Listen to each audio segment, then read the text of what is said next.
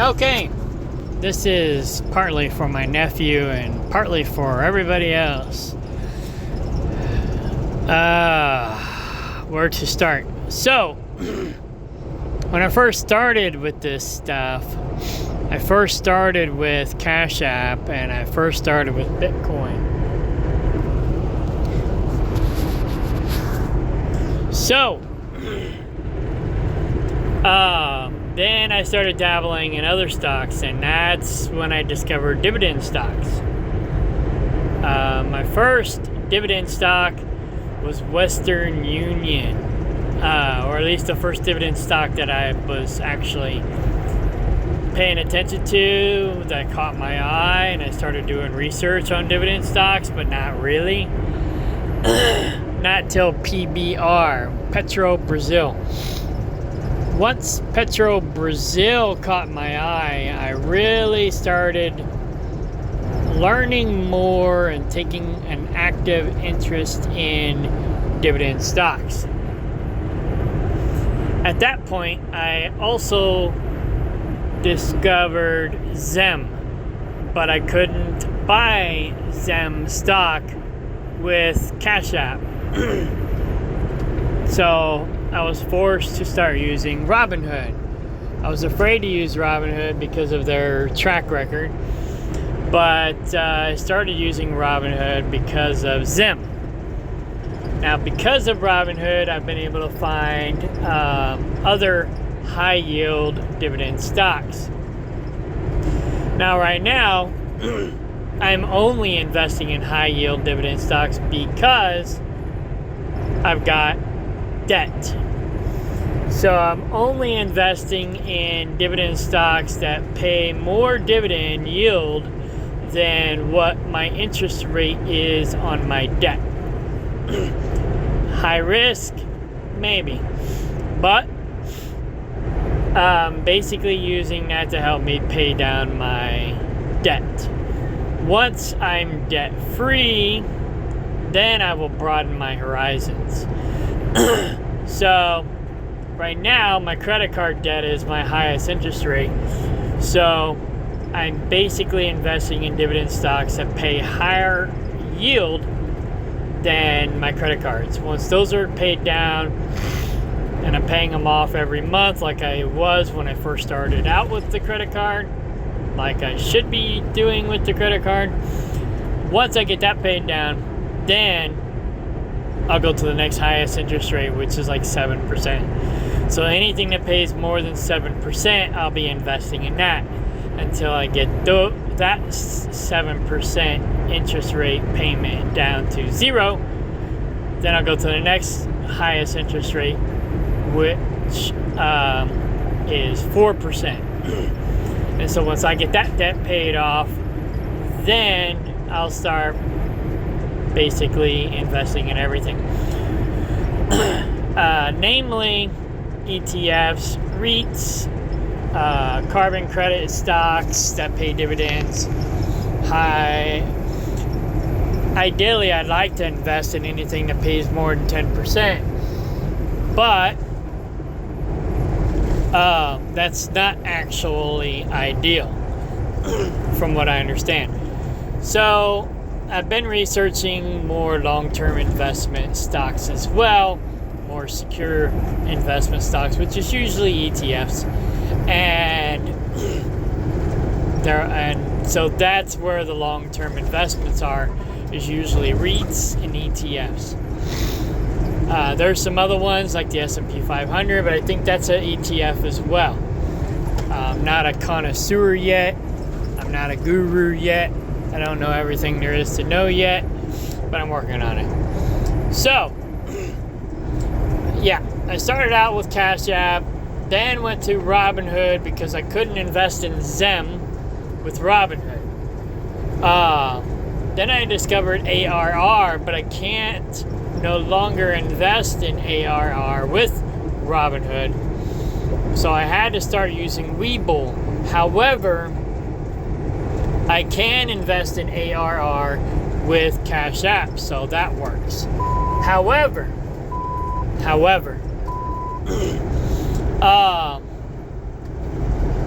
there are other stocks that I've discovered that I cannot buy with RobinHood, that I cannot buy with CashApp.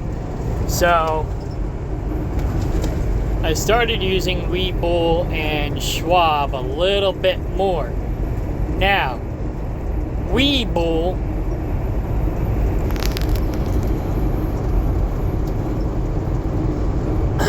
I think this is one that I cannot invest in with RobinHood. So I had to go over to WeBull in order to buy it. So I have the top 500 dividend stocks here. However, I've been going through and organizing them by 20% plus yield, 10% plus yield, 5% plus yield. I need to have it organized by 7% and 4% because that's how my my debt is organized right now. So, anywho, anything that pays more than 20%, that's what I'm investing in now. So, EVA, they're a little unknown, maybe sketchy, high risk. They were, from what I recall, gonna file bankruptcy or something a month or so ago, and now they're not. I don't know. So I pulled all my money out except for maybe a couple bucks, and then I put a few dollars back in after I found out that they're not maybe filing bankruptcy anymore. When I was on RobinHood, they had a thing on there, filed for bankruptcy. So that's when I cashed out. And then it went away. So that's when I put some money back in. So that one's probably high risk. Now,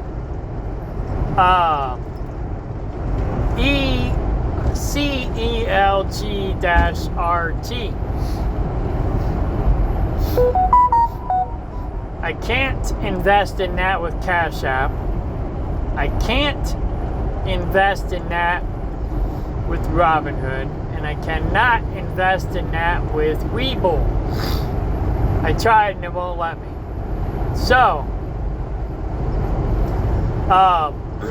the other two apps don't even acknowledge its existence. This one at least acknowledges its existence, but won't let me buy it. So, I went to Schwab and I was able to purchase it there. So basically, how I'm going to be organizing my apps, if you will, my portfolios, I've got my IRA with Edward Jones, where I've got 25% high risk, 25% medium risk, 25% low risk, and then I've got 25% in gold. And then 10% of that 25% is in physical gold, where the rest of it's in paper gold. Then, basically, I'm investing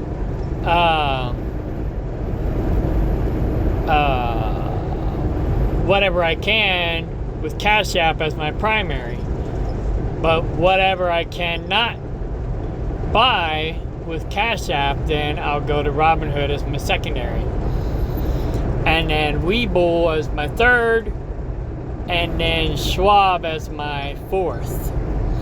That way, because like right now, if I'm reading this right, I've got 7 positions, which is 7 stocks that I own in WeBull. Now, I may have these, I know I have ZIM at RobinHood. So as long as I'm able to buy it through RobinHood, I might as well just manage it through RobinHood and not here as well. So now that the stock is up to like $19, or is that my average? I don't know. Anyways, I gotta figure. Last time I checked, it was down to 17. But anyway, when the stock goes up and I'm in the green, I'll probably cash it out over here and move it into something that I cannot invest in through RobinHood or CashApp, because this is my third place. I see Edward Jones, I can't do ZIM either. I just also discovered something too. ZIM is a shipping company, and they have shipping containers, overseas shipping containers. And I just noticed while looking for some shipping containers on Facebook that there are ZIM shipping containers here in the US. So I'm going to be starting to buy. I've already got like 4 shipping containers that I use for storage. So I'm gonna start looking for ZIM containers and buying those, and then and using those just because. I bought a cowboy hat that had PBR on it, even though it doesn't stand for PBR stock or Petro Brazil stock. It stands for professional bull riding. I thought it was cool, and I went ahead and bought the hat because it had PBR on it. But anyway, there are actually ZIM shipping containers over here in the US. I'm just gonna have to find some and buy some just so I'll have some. But anyways, if the price is right, you know, I'm not gonna spend more on it than I would on a different container. But anyways, that's a rabbit hole. So basically, yeah, stocks that you cannot buy. So ARR you can get with CashApp. PBR you can get with CashApp, and I think it's not TSQ.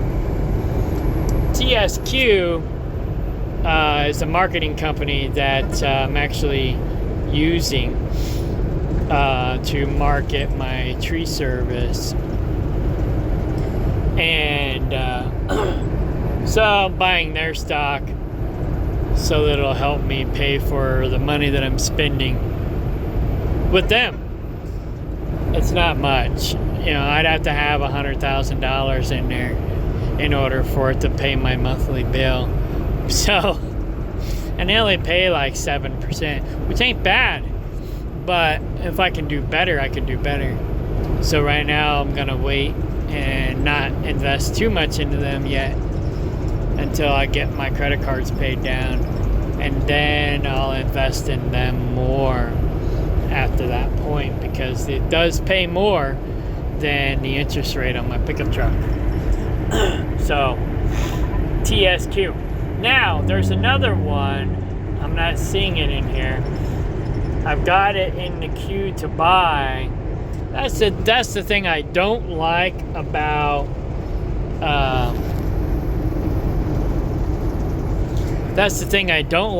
WeBull and Schwab, is you set the price of the stock that you want it to buy at, and then how many shares you want to buy.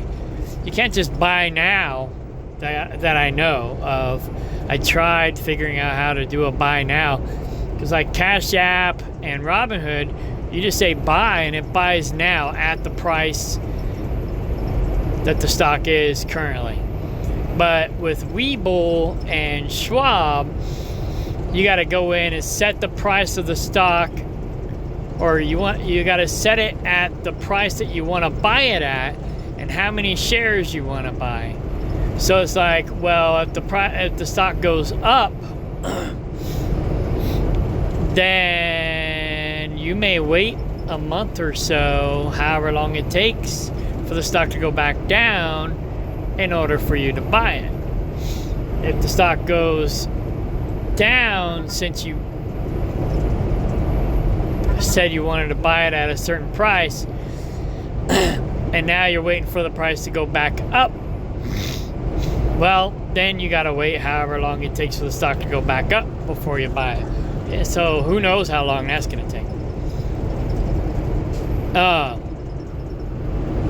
Yeah.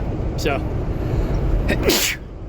now with CashApp and RobinHood, you can do that as well, but they give you a buy now option right away. If WeBull and Schwab offer a buy now option, I don't know how it works. I have to figure that out. But anyhow, so these are the stocks that I currently have in WeBull, but I also have some of them in CashApp and RobinHood. So, like I said, I'm gonna probably cash those out in WeBull and move that money to something else that I cannot buy over there. That way I'm not confused as to where my money is and stuff like that. I kind of keep it a little bit more organized. Originally I was gonna be like, I'll just buy $20 in each one and each deal, and so I'll have ZIM in every portfolio, and that allows me to have it, and ARR in every portfolio that allows me to have it. And maybe I should, but that's just a lot more work, and I kind of would rather not do more work. So yeah, so I'm just going to use CashApp for my low-end stocks, which is pretty much what CashApp has. It doesn't have any high-yielding stocks. It's all low-yielding stocks. PBR and ARR are the only high-yielding stocks I've been able to find in CashApp. But anyway, yeah. So, CashApp, low yielding stocks, maybe some good ones, like ETFs and REITs. ARR is a REIT.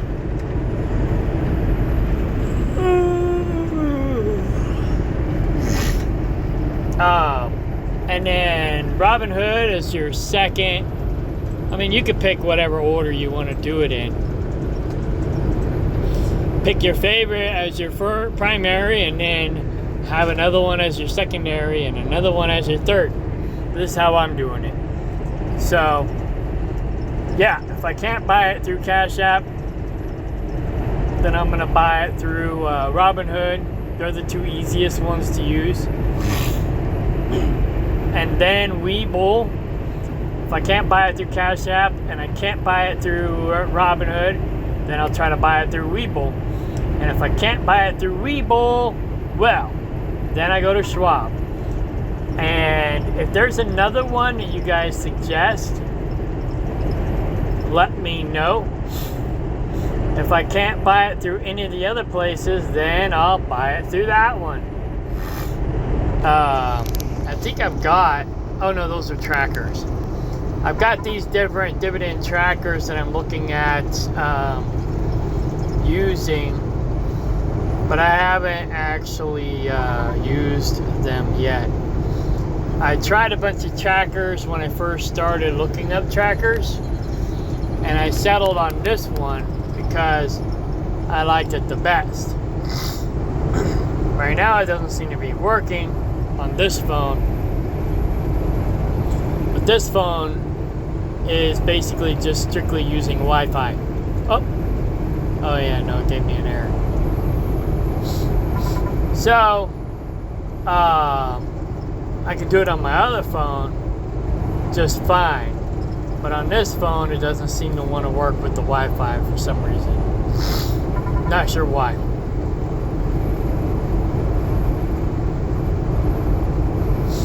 But it is giving me the dividend on some of these.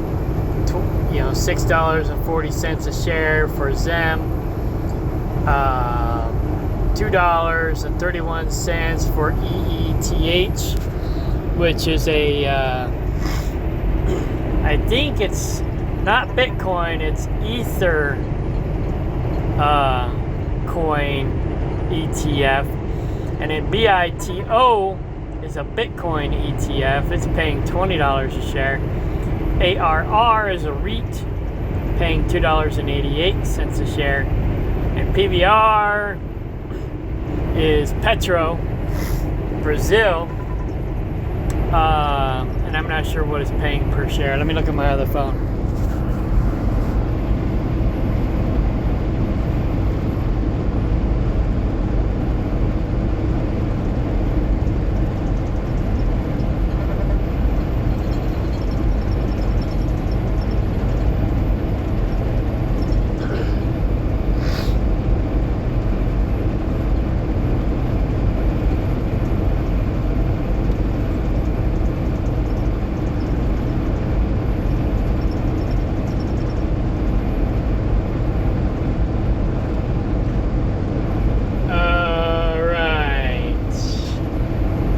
$2.06 a share.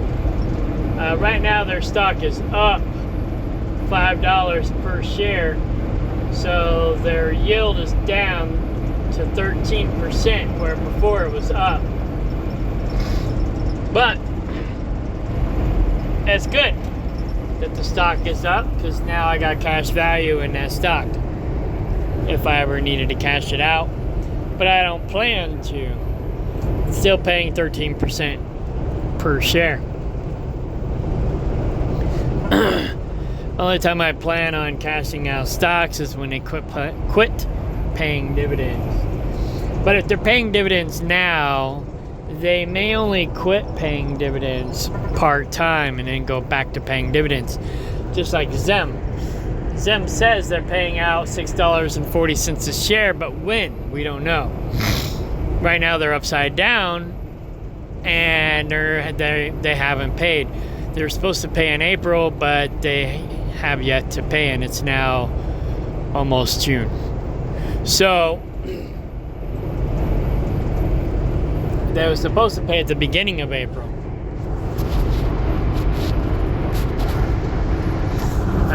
It's not giving any data. Oh, I know why it's not giving any data. My firewall.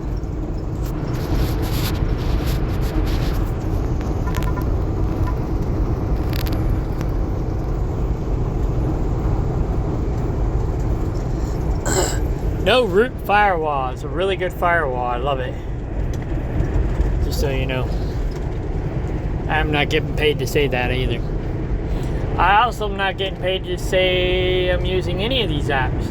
However, I could put an affiliate link for CashApp, RobinHood, and WeBull.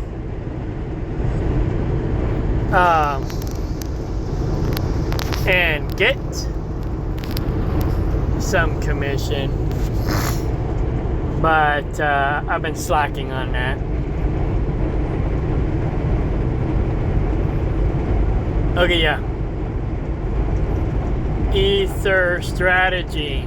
I think, I'm not 100% sure, but I think that's a digital currency.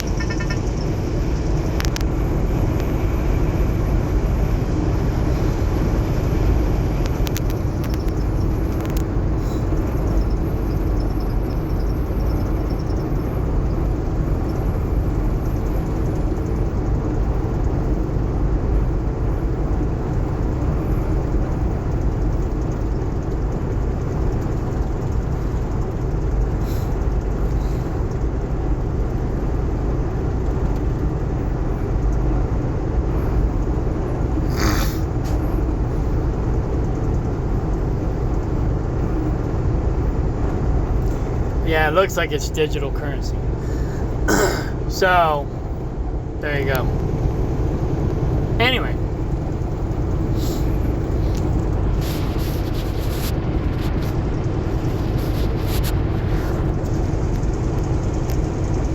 So I don't know why BITO is saying 18%, but yet it's organizing it higher than ZIM when ZIM is paying 33%.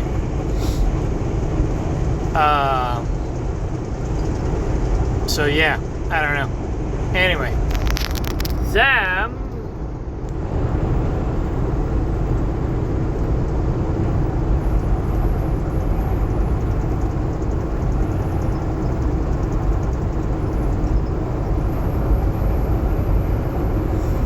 Okay, it's not saying.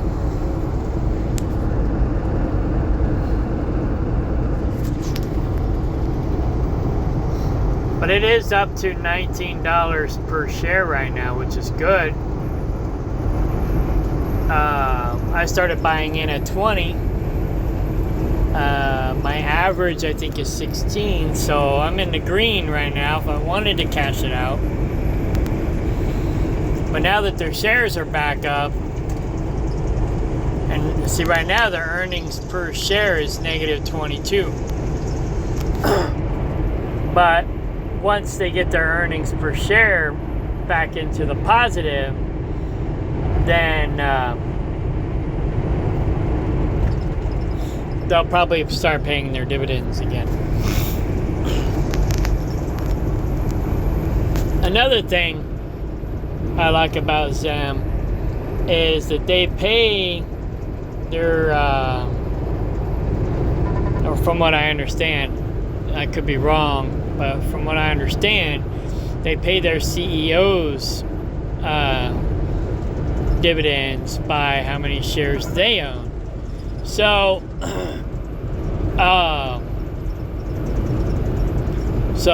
if we're not getting paid, they're not getting paid. And so that's another thing I try to look for is companies that pay their CEOs dividends as well as us. And that way I know that they're going to be looking out for our best interest too, because our best interest is their best interest. Because that's how they get paid. So that's another thing worth looking into, and I think a lot of the shipping container or the shipping companies pay that way, pay their CEOs that way. Could be wrong, but that's what I understand. So that's good.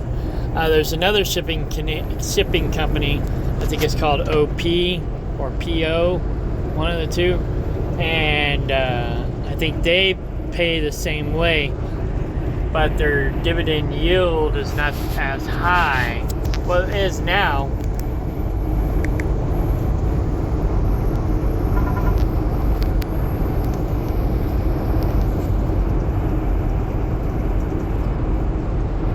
Okay, it's not OP.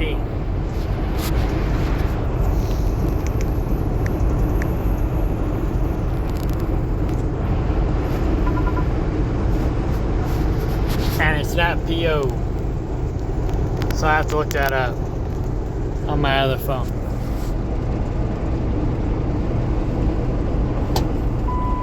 Whoa, Betsy, whoa.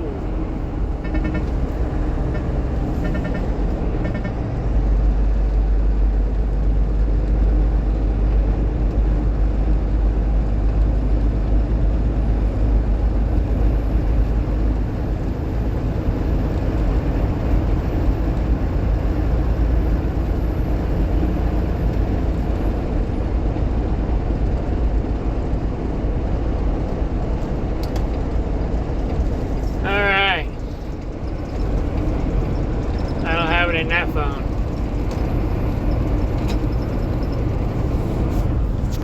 But I do have it in RobinHood. Let's look in RobinHood.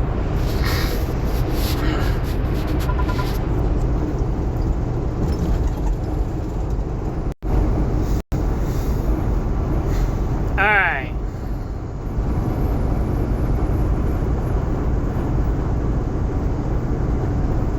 It's OP.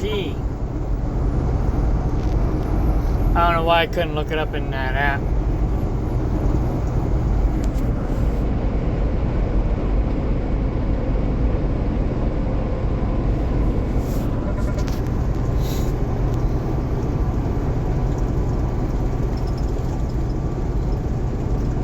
Oh, I guess they're not paying dividends right now.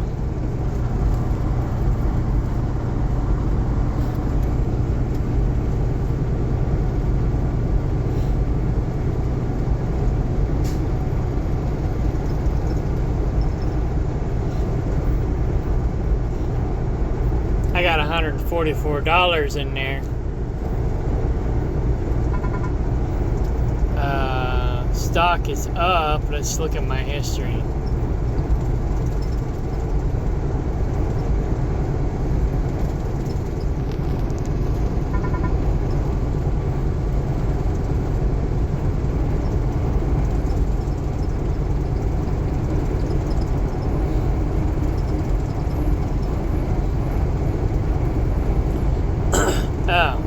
I've never got a dividend from them at all.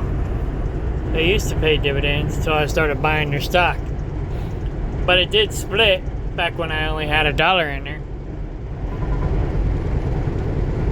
Or something. Or it did a reverse split. I don't know what that means. But anyway.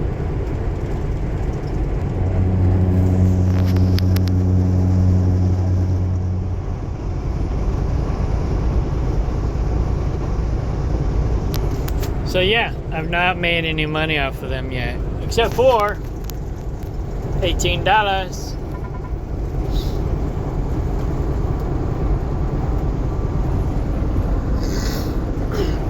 So yeah, what I could do is just cash out like my profit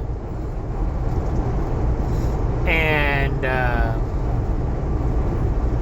move it somewhere else, you know, like once it reaches 20 bucks, take 20, or you know, once it reaches $20 in the positive, then take 20 bucks out.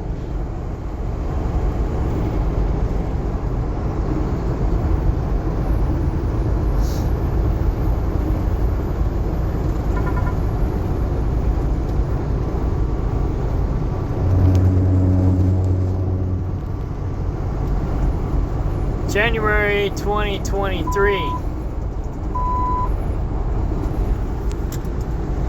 So I've been with them for over a year now, and they haven't paid me a dividend like they said they would. So I might be cashing that one out. We'll see.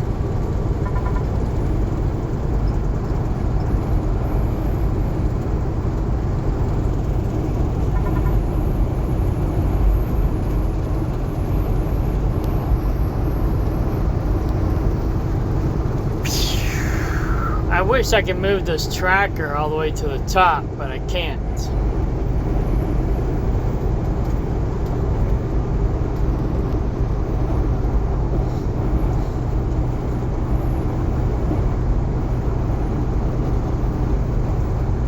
Oh, maybe I did.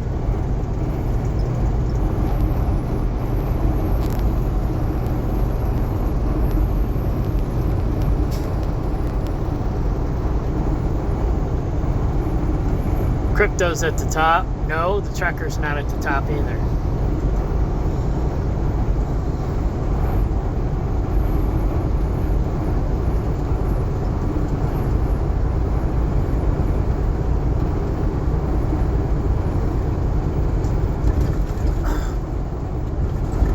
Now you could also do what my girlfriend's doing and just put your money in their savings account and earn 5%, which is still pretty good, but I hope to earn more than that. Where did my tracker go?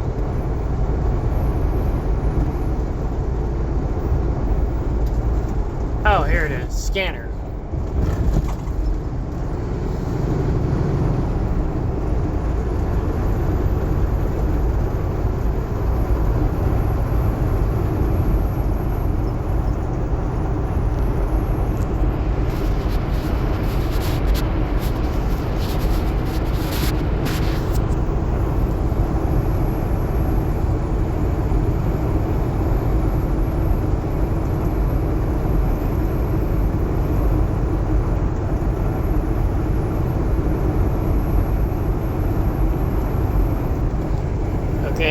looks like OP is no longer on the list.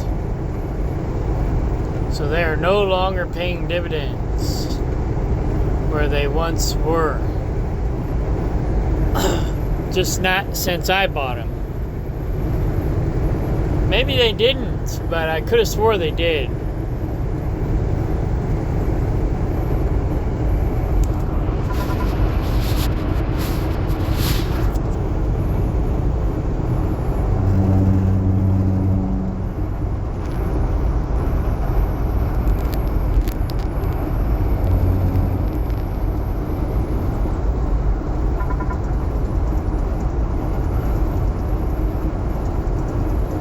So there's one I don't own and pays over 20% now. It used to pay less, I think, but so I'll cash out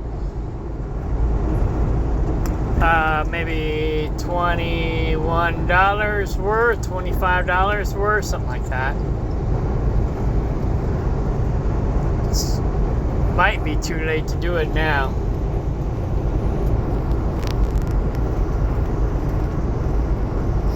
I think you gotta buy it by 3 o'clock or 3:30.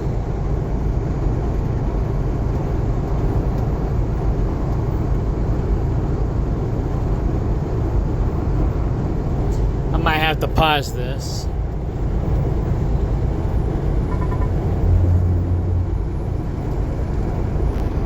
$30.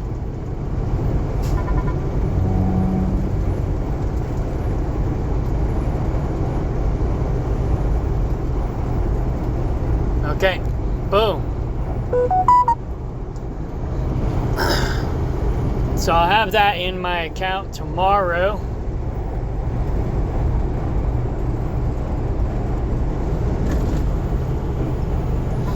Morning.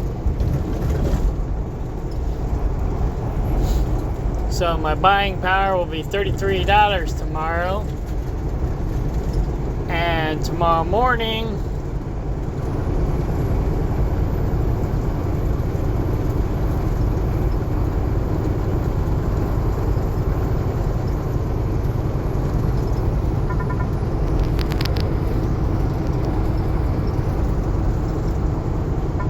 scanner.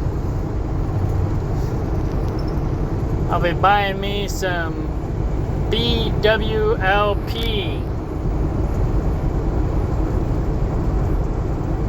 Basically just one share. Unless it'll let me buy $21 worth. Some stocks will let you buy by the dollar. Some force you to buy by the share. So if it forces me to buy by the share, then I'm only going to buy one share. If it forces, or if it lets me buy by the dollar, then I'll buy $21 worth. Because like I said, I'm investing in things that only pay more than my credit cards charge me in interest. That way I have more money coming in than I have going out. Now, I have 1/10 or 1/7 of my paycheck going towards dividend stocks, where I have 2/7 of my paycheck going towards paying down my credit cards. But yeah, once my 1/7 is giving me a better return than I'm paying on my credit cards, and I'm paying down the credit cards with the 2/7 plus the interest plus the dividend yield that I'm making, then I'll have that paid down pretty quickly. Meanwhile, most people say just pay down your debt first and then invest in the stocks. And that might be the right thing to do. The way I'm doing it might be the right way to do it. I'm not that good at saving money. So this is why I'm doing it this way. I'm like, well, it's the only way I'm really good at saving money. So, yeah, I mean, I've got $3,000 in the bank right now, earning no interest, but it's gonna go it's gonna go to my fencing for my goats. So I'm trying not to spend that. It's hard not to spend it. Because everybody wants money.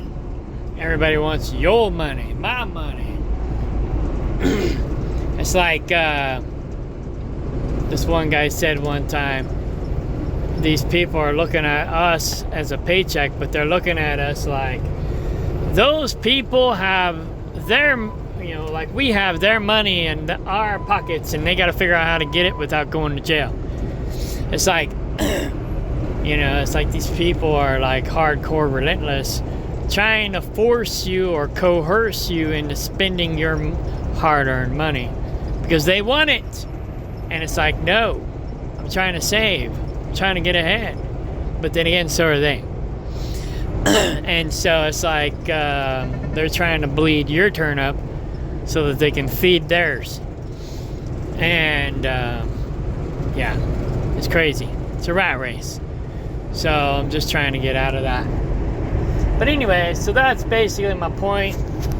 Let me go back over here. Stocks.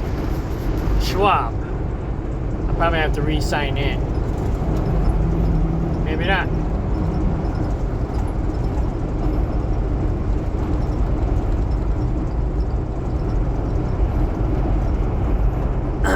Yeah, I think I have to re-sign in.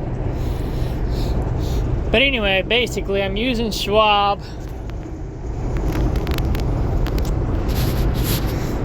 I'm basically using CashApp as my primary, and then RobinHood as my secondary, WeBull as my third, and then Schwab as my fourth investment group. And then actually, when I got enough money that I can actually afford to pay the $75 transaction fee, then I'll probably invest more with Edward Jones. I do like their gold option package. A lot of these other places, okay, I was looking into moving my IRA into physical gold. And the first company I found out about was Birch Gold, and I think I like them the best. So if you're going to go with anyone, probably go with Birch Gold. But I don't know too many other ones. I found out about Birch Gold through Ron Paul and a couple other freedom fighter people, or as other people might call them, conspiracy theorists, or we call ourselves conspiracy realists. But anyway, there's a few of them that actually promote Birch Gold. Ron Paul's the main one. But then this year I discovered that Robert Kiyosaki is promoting Alliance Gold. So I started doing some more research again, because before last year I didn't have enough money to move over. You got to have a minimum of 10 grand to move over into one of their IRAs. That being said,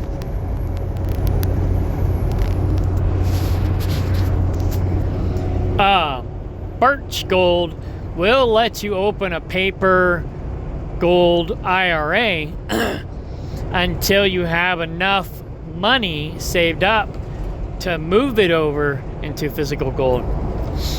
But you gotta have a minimum of 10 grand to initiate the transaction. So, you start your IRA, your paper gold IRA with Birch Gold, and then once you got 10 grand, you move it over to physical gold, and then keep your paper gold IRA, because you can't just keep putting money into physical gold every week, every month, unless it's like a couple grand.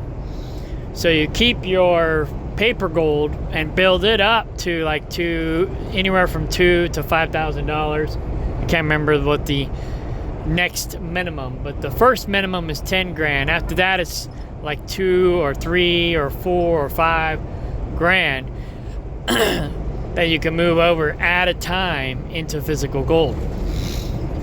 So if that's what you want to do, then Birch Gold is probably the best. Alliance Gold doesn't offer that option. It's just physical gold or nothing at all, period. Alliance Gold storage fee is higher than Birch Gold. Well, Birch Gold offers 2 options, a higher option and a lower option. The higher option is out east, I think, or maybe it's in Texas. I don't know. I can't remember. But they for the physical gold, they charge a storage fee. Well, Edward Jones gives you physical gold as well, but they don't charge a storage fee. However, when you do when you do a gold-backed IRA, it's a paper gold IRA with only 10% physical gold. So you will still have some physical gold, which is only 10% of your portfolio, but they don't fee you because they're making their money on the paper side, if that makes sense. So that works for me. Plus, Edward Jones does bullion or bars, not coins, where the other two do coins. So it's like you get to choose what coins you purchase and what vault it goes into, and then you have to pay basically a storage fee. And it's like, I don't know if I want to do all that work and blah blah blah. So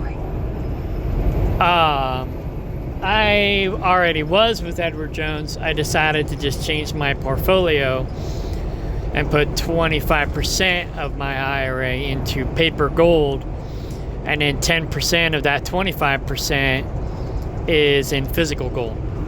So I have some security there. Maybe not as much, maybe not enough, but I got something. And if I get more concerned later, I can change my mind if I want. So, but if you're worried about paper gold, Birch Gold is probably the best way to go, because then you can have your paper gold IRA until you reach your quota, and then you can move it over to physical gold, and then it's more secure. But gold's only earning 5% right now on average, where some of the other stuff's earning more. So my theory is earn more while you can, and then roll it over into physical gold later if you can, or real estate, or whatever, any kind of renewable asset. So start out with paper assets, and then so you take your fake money that you earn every day, roll that over into paper assets, and then take the fake money that you make from your paper assets and roll that over into physical assets. And that is how you secure a good retirement and maybe retire early. It's what I wish I would have done a long time ago, but I didn't really know how to do it. I just started learning how to do it a little over a year ago. So now I'm helping you try to understand how to do it as well. Namely, my nephew. I gave him some PBR stock, only like $5 worth, but I gave him some PBR stock and I gave him some ARR stock so he can learn. And then once he starts having more control over his money, and he wants to make some money on his money instead of blowing it at the candy store, then he can start putting his money where it's going to make some money. And then he can take that money that he makes and blow it on candy. So that way he's making more money on his money, and then he has more candy later, or whatever he wants to buy, because eventually, hopefully, maybe he'll grow out of the whole candy thing. I mean, I like candy too, but I don't blow all my money on junk food like I used to when I was a kid. But anyhow, I'm at my pickup and I gotta go. So I hope this finds you well. Hope I helped, and hope everything works out. All right, party on, bye.